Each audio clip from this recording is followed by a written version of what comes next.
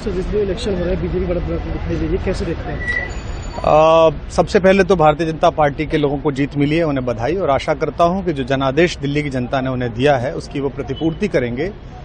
और वे सब आम आदमी पार्टी के लाखों करोड़ों कार्यकर्ता जो अन्ना आंदोलन से आए, जिनके बहुत ही निश्चल, निष्पाप और बड़े भारत की राजनीति को बदलने के सपने की हत्या एक निर्लज्ज, नीच, मित्रहंता, आत्ममुग्ध और चरित्रहीन व्यक्ति ने की, उसके प्रति तो क्या संवेदना। दिल्ली को उससे मुक्ति मिली। और मैं ये जानता हूं कि अब जो आम आदमी पार्टी में लोग बच गए थे सत्ता के लोभ में, लालच में, पदों के लिए, उस पैसे के चक्कर में, वे सब भी अब वापस जाएंगे, लौटेंगे, कुछ अपने व्यवसायों में लौटेंगे, कुछ पार्टियों में चले जाएंगे।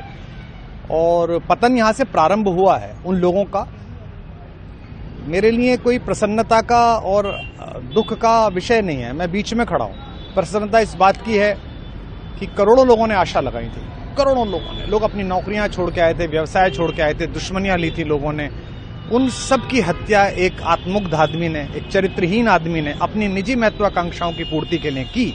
उसको दंड मिला, ईश्वरीय विधान से दंड मिला। प्रसन्नता इस बात की भी है कि न्याय हुआ। आज जब कहना नहीं चाहिए, लेकिन आज टीवी पर जब जंगपुरा का निर्णय आया और सामने दिखाई दिया कि मनीष हार गया, तो सदा तटस्थ रहने वाली और राजनीति से विरत रहने वाली मेरी पत्नी जो है, उसकी आंख में आंसू आ गए, वो रोने लगी। क्योंकि उसी से उसने ये कहा था कि अभी तो है ताकत, और उसने कहा था भैया ताकत सदा तो नहीं रहती। तो ये अहंकार आशा करता हूं अगले लोग नहीं करेंगे, जो बाकी दल है वो नहीं करेंगे, इससे सबक लेंगे।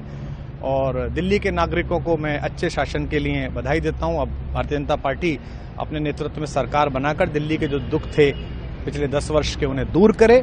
और आम आदमी पार्टी के समस्त कार्यकर्ताओं को कहता हूं कि आपने जिस किसी भी लोभ लालच में, सब कुछ जानते हुए एक ऐसे व्यक्ति के समर्थन में काम किया जिसने अपने मित्रों की पीठ में झुरा घोंपा, गुरु को धोखा दिया, अपने साथ कंधे से कंधा मिला के लड़ने वाली महिलाओं को अपने घर लाके पिटवाया, अपनी निजी सुख और साधन के लिए जनता का पैसा खर्च किया, अब उससे आशा लगानी छोड़ें, अब बाहर निकलें, अपना अपना जीवन देखें।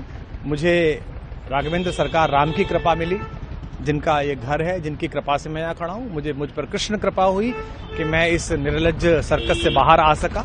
मैं उन सब से भी अच्छे भविष्य की कामना करता हूँ कि वो कोई गंदगी ना फैलाएं कहीं भी, वो लौट जाएं अपने शिविरों में। जिस तरह माधव को, कृष्ण को दूत देखकर भी भरी सभा में अट्टहास करने वाला दुर्योधन जो ये कहता था सुचिग्रम नैव दास्यामि बिना युद्धे न केशवः, बिना युद्ध के 5 गांव भी नहीं दूंगा, आज वो अपनी सीटों के लिए तरस रहा है।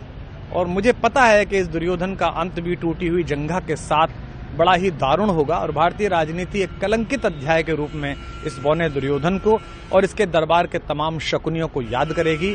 मैं उनकी मुक्ति की कामना करता हूं कि ईश्वर उन्हें इस दुख से बाहर निकाले, और समस्त लोगों को बधाई देता हूं कि चलिए अंततः न्याय हुआ।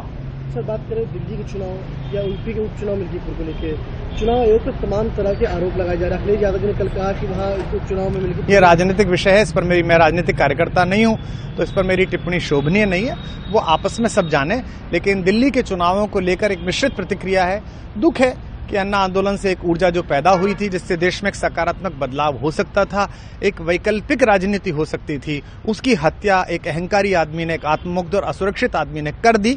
मैं आशा करता हूं कभी ना कभी भारत में ऐसा सूर्योदय किसी न किसी दल में अवश्य होगा, जो भारत को जहां पहुंचना है वहां पहुंचाने का मार्ग प्रशस्त करेगा। बहुत धन्यवाद।